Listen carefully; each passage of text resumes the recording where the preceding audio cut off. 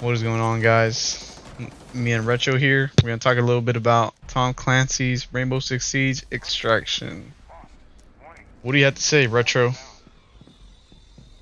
Well, I got this game last year when it came out on Game Pass, and it was pretty controversial for a lot of people. But to be honest, I loved it. Like the mechanics of it, they're like the old Tom Clancy game, but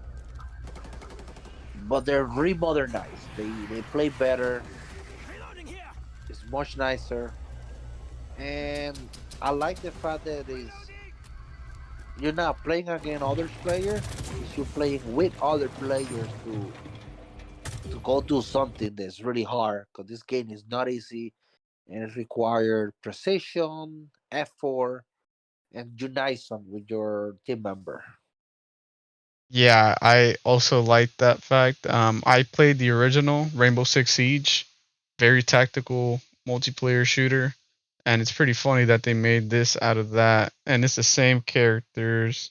You got Tachanka, Jaeger, Rook, IQ. My favorite character is still in there, Sledge. Amazing. I think his ultimate could have been a little bit better, but it's all good. I've been having fun playing Hibana and what's that other dude? The person I want to really play is Fuse. I want to see how he works on here. But yeah, so far I'm liking it too. You know, it's literally copy and paste Rainbow Six Siege. They just added all this zombie stuff, but it's still tactical. It's pretty great. I've been having fun as well. It has a learning curve for sure though. It's a little bit harder than your average zombie slash mutant type of shooter, but it's pretty good. It's also very realistic. Basically, it's one of your characters die. You're not able to play them for a while, and that make you value your character because you only get so many of character. I think it's like you start with like six I believe it says characters. 20 in total right here after you unlock all No, of them. but After you how unlock many all you of them. start with? Yeah, yeah, yeah. I think once you start out with that, you only get like six or seven, Mhm. and it makes you value your character because if he die, you're gonna have to wait a little bit.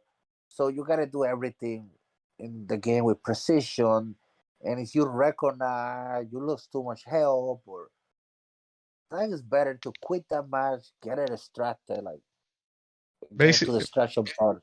yeah, basically they have a health gauge kind of damage gauge. So once you play a character, even if you don't get hurt a lot, he's still gonna might be tired basically. He has to sit down for a couple of matches. Once you leave the game, you come back the next day. Some of them will be healed, some of them won't. If you ultimately die in the match, you have to go back in the match and rescue them. If not, the experience points you earned get lost.